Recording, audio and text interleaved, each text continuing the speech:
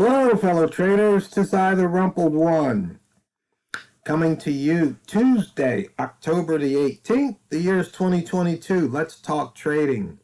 Price action, OHLC. These videos are for educational purposes only. Your results may differ from mine.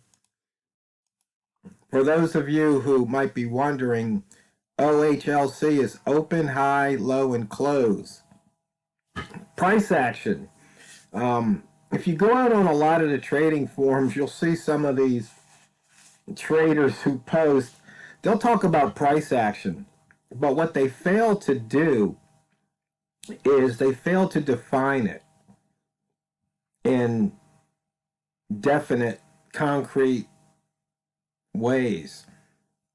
And what that does is it gives them the ability to appear like they know something that you don't know, and by them never explaining themselves, they keep you beholden to them for their tidbits that they want to throw out from time to time. And you might think that, oh, they know something because they keep talking about this price action, but it's a mystery. Well, I kind of solved that mystery years ago, because I came up with the definition of price action. And price action is basically based on the current candle and the previous candle. And price action, either price will remain between the high and the low of the previous candle, thus creating an inside bar, or price might break above the high of the previous candle, or it might break below the low of a previous candle.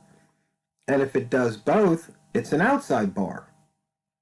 And so that's the only thing price can do. That's priced action in a nutshell. And once you understand that, it really simplifies things. And the other thing about price action is it's a really simple statement. Price is either going to close above a line or it's not. So if you look at some of the methods that I present, you can see that they're really based on price action. The biggest one is the wick zone, because, let me see, I have to define the wick zone chart here. Where? Okay.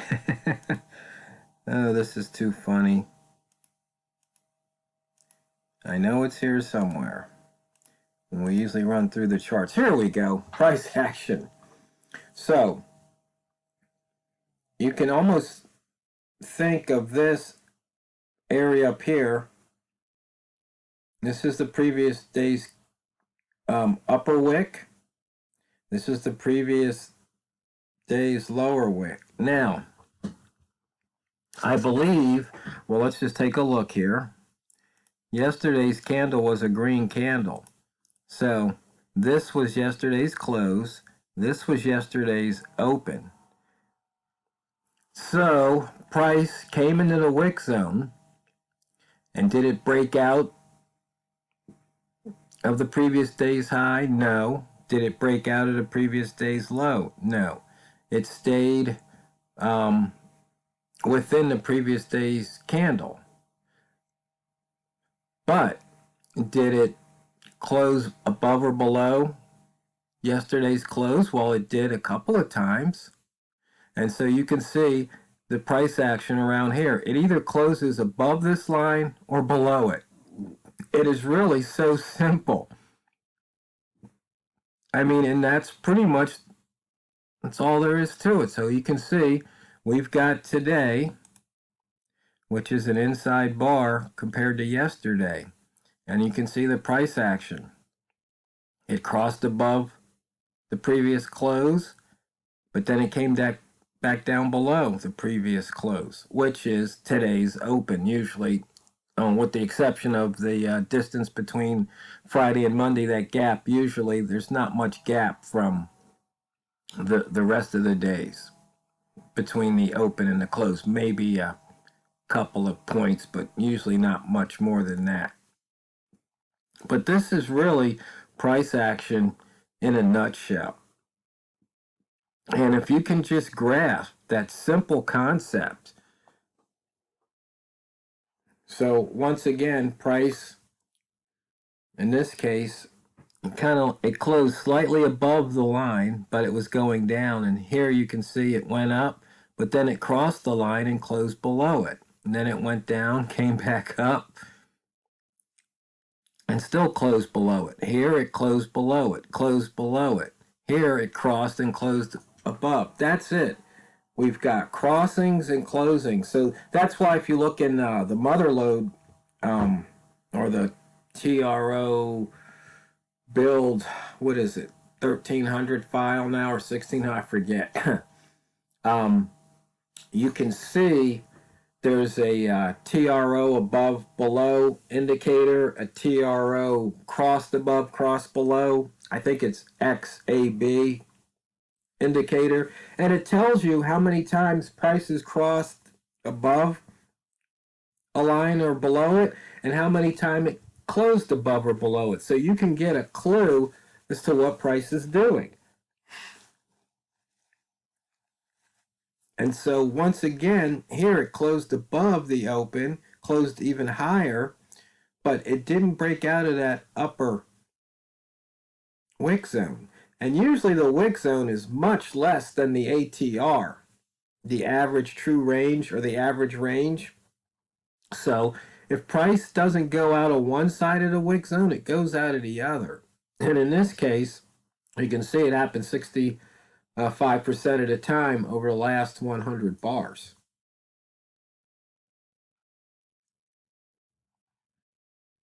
And these are H1 bars that it's testing. So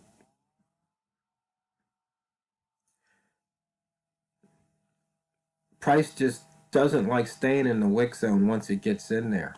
Very few closes in the wick zone, and usually when it's in the closes in the wick zone, you've got a pretty big wick. And you can see that here. So right here, we actually closed inside that wick yesterday. And what was that wick? High was 65. The open was 22. So we had a 43 pip wick. Did I look at that properly? Yeah. So that's a pretty good size wick.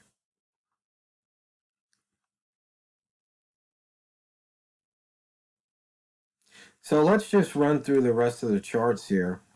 So on the monthly, you can see price action once again inside bar, went into the wick zone, and now is outside the wick zone. We look at the weekly. Well, what did it do? It went outside, it broke out, so we had a breakout to the top side, but it came back in, and right now we're still in that wick. But notice it's a big wick, just like this was a big wick. And on the daily, let's see. As we said before, it went up into that wick but came back down, and here we are for the opening range for the month, that first daily candle there. You can see we're now back inside that opening range, and we're in the opening range for the week. So you see there's some overlap here. But once again, using these horizontal lines, they're telling because you can see on the chart how many times those lines get crisscrossed. That's the price action. And just by using those four lines, the open, high, low, and close, it'll give you enough trades, enough opportunities to trade. And just taking those four lines and just playing the simple price action, saying, did it break out? Because either it's going to break out on one side, the other side, or both, or it doesn't break out at all. And it either closes above a line or it doesn't. And so once you see that happening, you can then take the trades based on that. So you can see here's that high, the opening range high. So it's heading down. The day is red. You take that short at the line. Maybe you get the pips, maybe you don't. Maybe it crisscrosses. And where do you put your stop? Once again, that's based on your risk. How much are you willing to lose on any one particular trade? That's how you decide. So, based on how much you're willing to lose, you either change your position size or you change where you put the stop loss. And most people usually trade the same position size, so their stop loss is always the same number of pips away from their entry. And let's see, 2 days ago we had an inside bar, and see, we broke above it. We had 65. We had a high of 09, so that gave you about 40 pips or more of opportunity to take on that one simple trade. And then if you took, hey, it's coming down, it's crossing below right now, it gave you a huge opportunity if you got the whole move down. But this is just trading off of these simple horizontal lines. And in fact, there was a trader that asked if I think they were asking about which methods to use to to be successful. And it's like you pick whichever one resonates with you, but these methods are just based on horizontal lines. So if you can trade one, you could probably trade any of the ones that are based on the horizontal lines. You can see today we've had a lot of price action here. The pound New Zealand, the new beast, 346 pips. The euro New Zealand, 248. So there's a lot of action here. And for some reason, I guess the New Zealand dollar got really strong. I'm not sure if there's any news on New Zealand. I have to check that out. And here on the buy zone, it either closes above the open or it closes below the open. And we just know that price usually moves X number of pips open to high and X number of pips open to low. And usually if it moves, between 10 and 8, it's going to move further. And even though here it came back, it went the other way, you can see we got a movement here and then we got a movement there. That's what you look for in trading. And a lot of people go, oh, well, you can get whipsawed, blah, blah, blah. Well, yeah, if you trade it that way, yeah, you could get whipsawed. But then again, if you have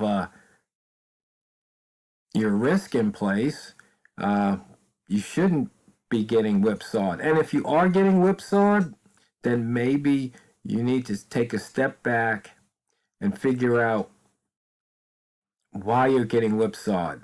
Is it because you're not taking 2 pips when you have the opportunity because you want 5 or 10? Or is it because you're not quick enough to take the 2 pips if that's all it gives you? You just have to figure it out. Or maybe the +8, +10 is too much. Maybe you want to make it +4, +5, because if you keep getting whipsawed at this level, then move the level back, and then you could maybe you could be exiting with a profit where you were entering and getting a loss. It's minor adjustments there. But see, that's up to the trader.